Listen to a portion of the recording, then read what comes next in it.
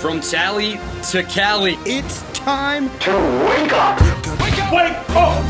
Warchant.com is your ultimate Seminole sports source. And this is Wake Up Warchant, presented by Vitamin Energy. The vitamins. The energy. Now here's Warchant.com's Aslan Hajavandi and Corey Clark.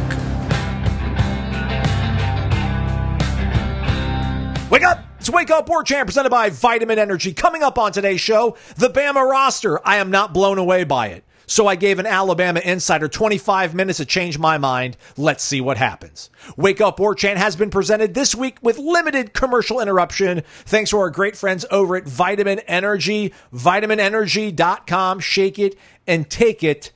Sip the juice. World's first and only clinically tested, clinically proven energy shot to reduce brain fog, enhance your mood, and enhance your focus. And no sugar. And just 260 milligrams of all-natural caffeine and some proprietary, dare I say, vitamins and nutrients to get your mind right, everybody. Check it out, vitaminenergy.com, warchant.com, your ultimate Seminole sports source. As you know by now, I think, everything's been bundled together. Rivals.com, now part of the On3 network, so you get all the access to all that historical data, all the websites, all those message boards. You can check what's going on. The main board is also still around from what I've heard. So come on home to warchant.com. We haven't lifted the price at all. Not one single penny. The value has just gotten that much better. And also we want to thank our friends over at Corner Pocket Bar and Grill, cptallybar.com, the website, 2475 Appalachia Parkway. I think by the time you hear this episode, I think there's going to be bingo night going down on a Thursday. We'll see if it all sticks. What I do know what will stick is the fact that Corner Pocket's going to be open. It's going to have delicious food, and it's going to have ice-cold beverages, so check them out. All right, final show of the week. So we've talked about, if everything went according to plan, we talked about the rivals in the first week, like the rivals, right? Miami and Florida and Miami, however you want to put them and position them. Then we had Corey Clark talk to our friend over at Tiger Illustrated, Larry Williams, to get the lowdown on the Clemson Tigers. And then Alabama, not a rival, but a really big game. Really, really big game. Huge game. Really huge game. If you lose that game, I mean, if you win that game, sky's the limit, folks. Ceiling is the roof type of stuff. It'll be fun. Nonetheless, we spoke to Bama Online's Charlie Potter to maybe get corrected. Maybe have him clarify. Set me straight. Because I don't think Alabama's all that amazing. 25 minutes. You're on the clock, Charlie. Change my mind. Hey, again, and just in case you don't know, I'm not here right now. I'm not in the country. I am out on vacation. So these were recorded several days ago, about a week ago. And if there's anything that's happened of huge import to Florida State athletics, and we're not talking about it, don't curse. Don't give us a bad rating. Go to warchant.com. They'll keep you updated. All right, interview time. We are joined by Charlie Potter from Bama Online, the ultimate Alabama Crimson Tide sports source. We go by the ultimate Seminole sports source, Charlie. I don't know what Bama Online, I don't know what the slogan is for you guys, but you guys have been doing this forever. I really appreciate you taking time out, man. How are things covering the Tide of late? Been good. They've been real busy from a recruiting standpoint. I don't really dip my toes in that too much. I leave that up to Tim Watts and Andrew Bone. Thankfully, they're the best in the business. But SEC Media Days will be here soon. It feels like the season's going to be here just a couple of weeks. It's a couple months away, but it feels like it's coming up pretty quickly. Yeah, absolutely, man. Hey, so before we start, I just want to let you know what you're kind of walking into here, Charlie. I've got great respect for the Alabama football program. I'm not quite as confident as Tommy Castellanos is, but I just think that Florida State's got a pretty decent chance to maybe upend the Tide on August 30th. So we'll see how it all shakes out. But I've been looking at this roster and have some big picture, small picture thoughts. But just first thing I want to start off with is coming off last year, what was some of the blame game that might have been going around the program, and how much of that do you think they've addressed, and how confident are you that they've addressed that stuff necessarily? Well, I always thought it was going to be hard the season after Nick Saban retired. That was always going to be a difficult situation for anybody to walk into. And honestly, before the Oklahoma game, because the Vanderbilt game was something in and of itself. It's coming off a big win over Georgia. You lose the next week in Nashville to Vanderbilt. You could see the disappointment on the players' faces, but they still had everything in front of them. They had a chance to go to Atlanta, play in the SEC championship game, and they laid a complete egg in Norman in Oklahoma in late November. So it's a situation where they didn't take care of business fully. They won every game at home. They had the big win over Georgia. They won on the road to LSU. They had some impressive moments, but they just weren't consistent enough. And you can talk about a lot of positions where that comes into play. I think quarterback obviously is the forefront of that. They'll have a new quarterback this offseason with either Ty Simpson or a younger guy stepping up. Right now it looks like it's going to be Ty Simpson. But I think that you needed to give Kalen DeBoer a year because they had the transfer portal window. Then they had the other transfer portal window right after Nick Saban retired. It was a completely new roster. You had the guys that stuck around. You had the leaders that you're pretty loyal to. But I think this year is going to be a little different. I think they could get to 10 wins. But I think if another 9-win season, people would be pretty upset because they were right there knocking on the door to make the college football playoff just a year ago. Yeah. All right, well, let's start at quarterback then, Charlie. So how much of Ty Simpson, how much of the thought process with, I guess, the fans is that it might be some level of addition by subtraction with Jalen Milroe moving on to the NFL, and Ty Simpson might be a better fit overall in what Kalen DeBoer and Ryan Grubb want to get done offensively? Well, I think with Jalen, there's not another player really like Jalen Milroe in college football. He's a dynamic athlete, and Alabama just 2 years ago gave up nearly 50 sacks in a season. And they dropped that number, I think, down to either 24 or 25. So basically cut it in half. But a lot of that is, too, you have a mobile quarterback back there. So Jalen did a lot of good things. I think his game against Georgia was really good. He had a really good first month of the season. Obviously, his game against LSU was spectacular. But he was just too inconsistent. And I think that's what they're looking for. Is not only a guy that can make plays behind center, but do so on a consistent level. They don't want to have some ebbs and flows throughout the season or like a roller coaster. They want it to be pretty consistent. And I think that's what Ty Simpson gives you. He was the most consistent player in the spring. You have some other guys in this battle that I don't think you can count out fully just yet. I think Austin Mack is someone that obviously knows this offense, having come from Washington with the previous staff. And then, Keelan Russell's a really talented player. I think hearing from people that got to go to a lot of the scrimmages and see some of the practices, because I think we only got to watch 2 or 3 practices back in the spring from a media standpoint. Keelan Russell made a lot of wild plays, and that's what you heard from a bunch of people. But with Ty Simpson, he's been in this program. He's waited his turn. He's a former 5-star player, so he has a lot of talent, but he was the most consistent of the quarterbacks, and that's really what you want. You want somebody that's going to take care of the football, to move the ball down the field, and to do so on a consistent basis. And I know I sound like a broken record mentioning that word so many times, but really, when you look at the past couple of years from a quarterback standpoint, coming off of Bryce Young, who obviously won a Heisman Trophy, that's what you want from your quarterback. And right now, I think they have that. There's clearly a lot of time before the season opener, but if they were to play this weekend or next, it would be Ty Simpson's job to lose. What obviously makes him a very potent weapon, if he can be consistent, Charlie, is that he's going to have some really talented guys to throw the football at. Looking at this roster, it's the one thing clearly that they are elite at, that they are gifted as the wide receiver spot with Ryan Williams, Jeremy Bernard. I really like the addition of Isaiah Horton. Just how excited do you think this offensive staff is to see Simpson throw to those targets? Yeah, it's really crazy because they lost, I think, 6 players to the transfer portal this offseason, and wide receivers viewed as a major strength for this team. It's basically a complete 180 from last year. And you do bring back Ryan Williams and Jeremy Bernard, who dominated the targets last year. They dominated the snap count, quite frankly, when you look at the wide receiver position. And so Ryan Williams now 18 years old. I know we heard a ton about his age last year. He's 18 going into year 2. He's on the cover of video games and everywhere. I expect big things from him. Jeremy Bernard's in his last season of eligibility. Those guys are big. But you're right. Adding a guy like Isaiah Horton, you're going to be hard-pressed to find a better trio in college football than those 3. And the crazy thing is they have 4, 5, 6 other guys that they feel really good about, because you have a guy like Jalen Hale coming off an injury who missed all of last year because of a pretty gnarly knee injury he suffered in the spring a year ago. Cole Adams missed time because of an injury. He's a guy that played a ton in the slot. They feel good about Rico Scott going in his second year. They have Jalen Mbakwe moving over from the defensive side of the ball, and they brought in some true freshmen and Latsir Brooks and Derek Meadows, who I think can contribute in year 1. So they're not going to play 9 wide receivers. Nobody is. But the depth there is just – it's really astounding considering what they had a year ago.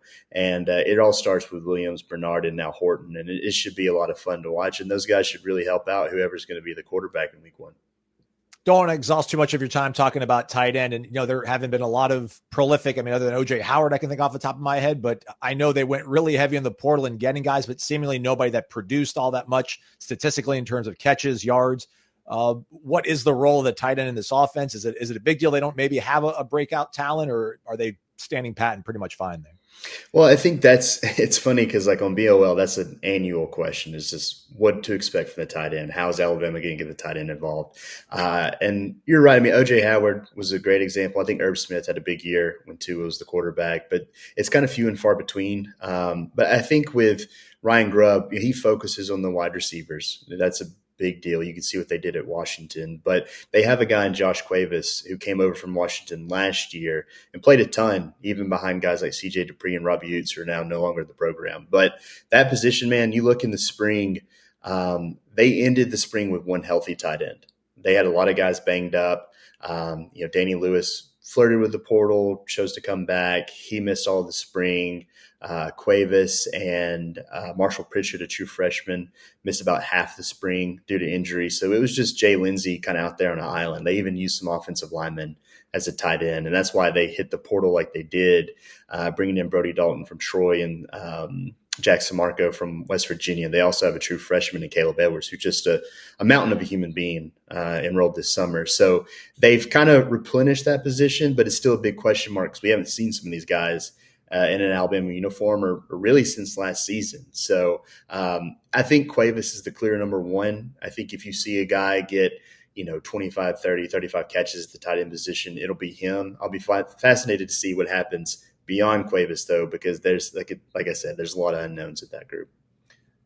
I think my bearish outlook on Alabama, it kind of starts up front. I know they returned 3/5 of their offensive line, but it just seems like in years past when they were plugging in the next guy, it was a for sure like slam dunk transition. Like this guy's going to be able to definitely slide right in and make things happen. Obviously, Caden Proctor, probably the best left tackle in the nation, projected first round pick. They do return the center and Parker Brailsford. That's a big deal. But what's the level of confidence that a guy like Cam Dewberry and Wilkin Formby can do a lot better than what he did last year? Because if he only takes a small step forward, Formby, I don't know if I'm putting words in your mouth, but it doesn't seem like that would probably be sufficient enough for Alabama's aspirations at right tackle. No, I think Wilkin Formby is one of the most important players on this roster, just because if he plays well, then this offensive line can be really good. But, we saw what happened early in the season, the South Florida game. He gave up some sacks. He looked kind of just out of sorts. And so he was replacing the starting lineup. And I will say he did start to kind of rotate in more and more as the season went along and got better. And I think they feel confident that he's going to kind of take that next step, but it needs to be a bigger step like you were talking about, because like you look at it, I think Pro Football Focus has Alabama as the number one offensive line in the country. And while I think they have really big pieces, you highlighted some in Proctor and Brailsford, and getting Jaden Roberts at right guard back is huge. It's just there's a lot of question marks because right tackle, the tackle position in general is so thin in Tuscaloosa because you have Proctor, you have Formby, who has a little bit of experience, and then you have Jackson Lloyd, who's a true freshman, and Arkell and Newgwam, who's coming in from Ball State and doesn't have a lot of just football experience overall. So that's where they've been like mixing and matching guys, using some interior guys at the tackle position. And then, Dewberry, they bring him in for a reason from the transfer portal, but replacing a guy like Tyler Booker is difficult. There's a reason that guy played a ton of football at Alabama. He was a team captain, kind of the voice and face of the program. Those guys aren't very easy to replace from a starting standpoint. So I think they can be a good offensive line. I think the matter of going from good to really good is going to hinge on that right tackle position. But we'll see early on because they're going to be tested out the gate. And then running back, Jam Miller, Richard Young's a guy that's from the state of Florida. Florida State was in on, or at least I think they were hoping they were going to be able to get in on, but ultimately he goes to Alabama. Just that seems kind of pedestrian, for lack of a better adjective, at least from my perspective. What do you think Jam Miller could be this season? Is running back maybe a strength that I could be overlooking looking at this roster? Yeah, I don't think they have like a day one NFL back on this roster at the moment. Maybe some of these young guys can blossom into that, but I think they have a lot of quality backs. They have SEC level players, but they don't have a big name that's going to be, getting an invite to New York at the end of the season. So I like Jam Miller as a player. He was quick to say, I'm coming back for my senior year. He's the leader of that group. But then they also, like you said, they bring back Richard Young, who should be running back 2. They bring in a guy like Dre Washington from Louisiana, who has some home run ability. And they feel really good about Daniel Hill, who's I think he's like 6'2", 240. He might be pushing 250, just a big back, a bruiser out of the backfield. They have some young guys like Kevin Riley. They have A.K. Deer, who's a true freshman. But I think they're not going to play 4 running backs, or at least not, equal share. But I think those 4 of Miller, Young, Washington, and Hill are the guys that they'll kind of focus on. And I'll be fascinated to see really how they use these backs, because I know they have a new quarterback, but with the receivers that they have and the history that these coaches have from a passing standpoint, the passing game is going to be, the focal point. So I think they're going to want to be balanced, but I'm really fascinated to see how this running game is going to look, because they have guys, they just don't have maybe dudes at that position. Well said, Charlie. I like that. Might steal that at some point. Let's flip the defense. Kane Womack, second season as defensive coordinator. They've got wolves and stingers and all kinds of weird names that I'm not a ball knower, so I'm not intimately familiar with all that kind of stuff. But again, my outlook on Alabama is just, I don't know if they've got that Marcel Darius, Jonathan Allen, Christian Barmore kind of guy in the middle. Running this 4-2-5, how do they stack up, I guess, on the front 4? Yeah, I think Tim Keenan coming back is huge. He's made steady progress every year he's been in the program, and he's just kind of a space eater up front on that defensive line. I think they're expecting big things from James Smith, who's going to his 3rd year, former 5-star guy out of Montgomery. That's where it starts in the middle. They have some other guys too, maybe an Edric Hill, a Jeremiah Beeman can step up. But I'm really fascinated by the edge group, because you have LT Overton coming back. He's a guy that could probably been drafted the first 2 days of the draft this past year. He's a guy that needs to finish at the quarterback, because he missed on some sacks last year, but he was kind of frequently in the backfield a year ago. They have a kind of stacked bandit room, and that's kind of their defensive end on that defensive line. And behind Overton, you have Jordan Renaud. You have Keon Keeley. They bring in Kelby Collins from Florida. He can play inside, outside. So I like the depth up front. It's just kind of unproven depth for the most part outside of Keenan and Overton. They feel really good about a lot of these young defensive linemen, but it's kind of a wait-and-see approach for a lot of us in terms of saying that they could be a really strong defensive line. I don't know if they have a John Allen or Deron Payne or anything like that. I think Keenan's probably the closest. I think people feel really good about James Smith. And then you kind of look at that Wolf position. That's their outside backer that rounds out the 4. It's a really thin group, but Quay Russaw comes back. He's experienced.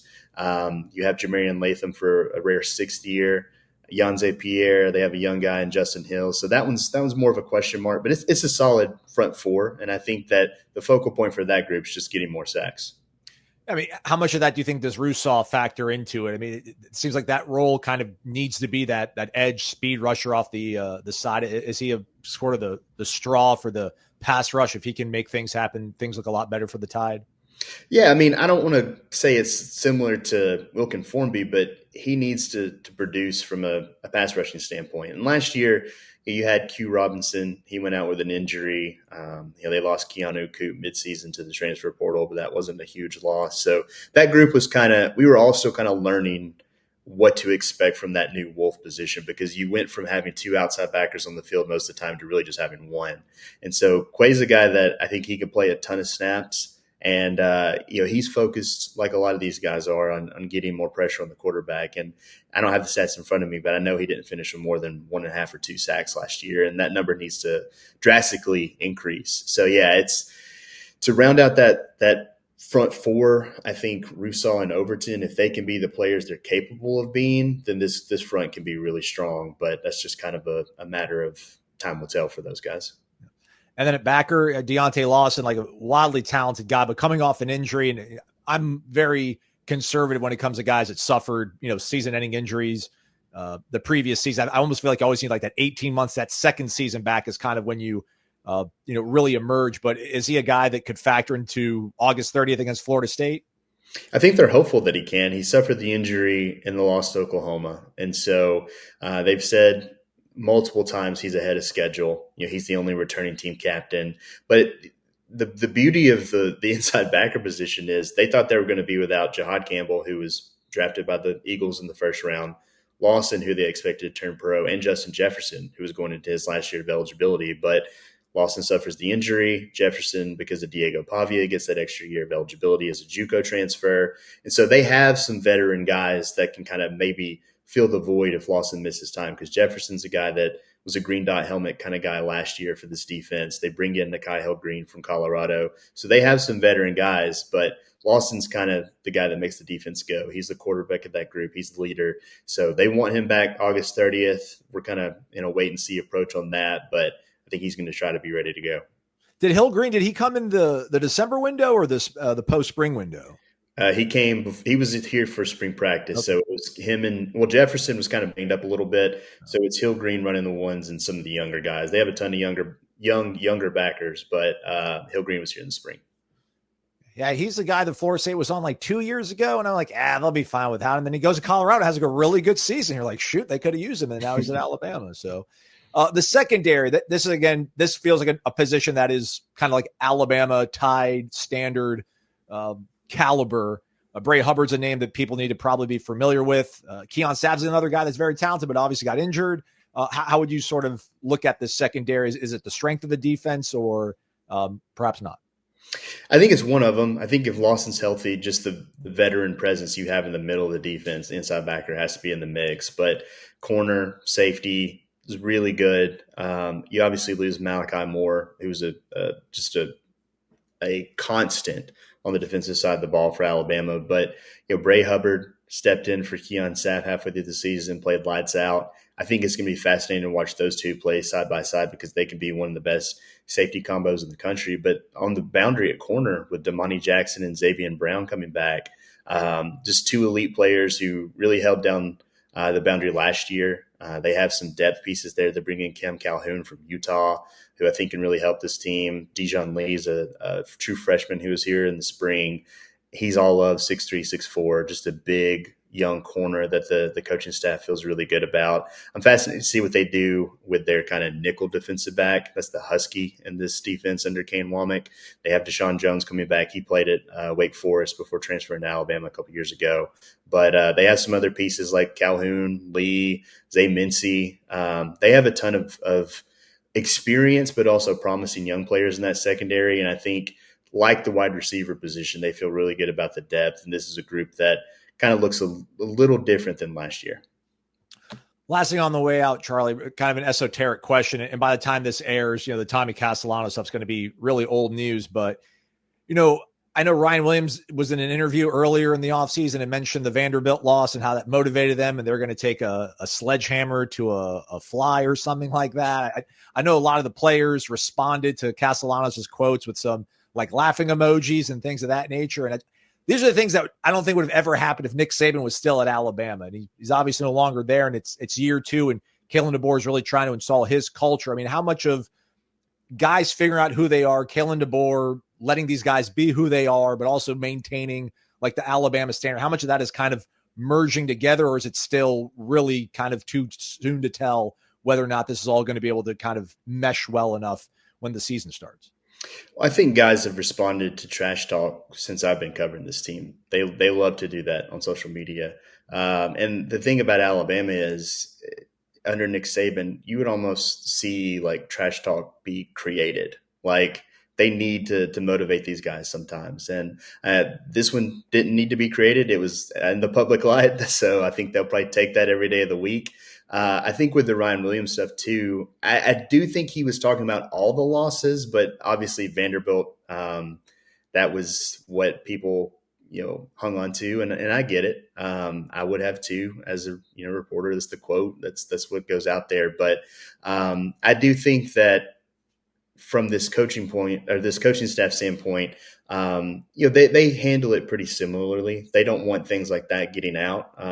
They still go through media training and things like that. But now in this day and age in college football, guys are doing their own thing left and right everywhere, and things get said. So, it's one of those things you have to kind of answer for on the field. I think these guys will, but I'm sure those quotes from Thomas definitely went around the locker room, and they'll be back in a couple of weeks, in a couple of months, and be probably even blown up more. All right, I lied real quick. The final thing, promise. Specialists, they're people too. Florida State's going to be breaking in a new place kicker and a new punter. I think the same applies for Bama. At least I think your kicker, Talty, I think kicks some extra points. So this could be a game where this is an important part of how the outcome is determined. What's the thought about, I guess, the place kicking and punting roles for Alabama right now?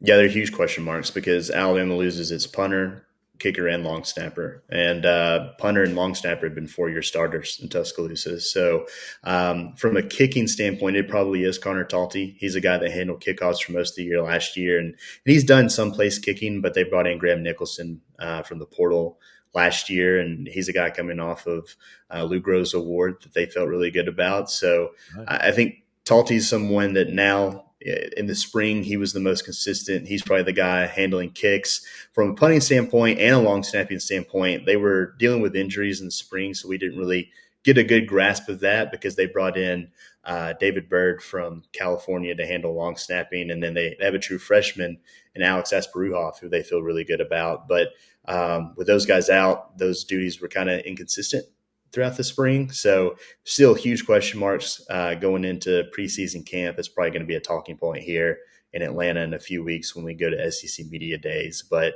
yeah, TBD. So if both teams are breaking in new specialists, it could maybe be a rocky game down there in Tallahassee.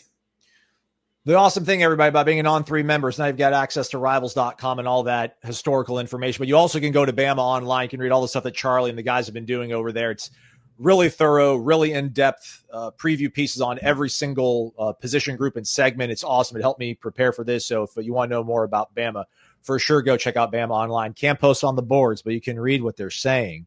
So if you want bulletin board material, go see what they're saying on the round table over there to put in your group chats. Charlie, thanks so much for doing this. Really appreciate it. No problem, man. Thanks for having me. And that is a wrap for today's show and the week. I was actually going to interview a high school football coach that I know who's now pretty wildly successful and has his own podcast. And he's quite a, not motivational speaker, but he's a very uplifting voice in not only the coaching community, but also the mental conditioning community. I'm like, that might be a good thing to kind of throw at the end of a podcast, like some life advice, if you will, but a little bit more practical. Then I'm like, man, y'all got 2 shows of just nothing but me yapping. So do you really want 20 more minutes of that? So I decided not to do that, at least for now. Maybe another day. Anyhow, I think by next week, as long as I don't drown, should be back in effect, and we'll do what we've always done. 3 shows in the off season. Maybe 1 extra one, just cuz, but probably not. All right, I've yapped enough. Thanks so much for listening this week, everybody. I know we ask a bunch from you, but if you want to hit the thumbs up on the way out, that would really be cool, right? All right, so that's it. I'm going to stop talking now. For Corey, I'm Aslan. Thanks for listening to Wake Up Warchant, presented by Vitamin Energy, vitaminenergy.com.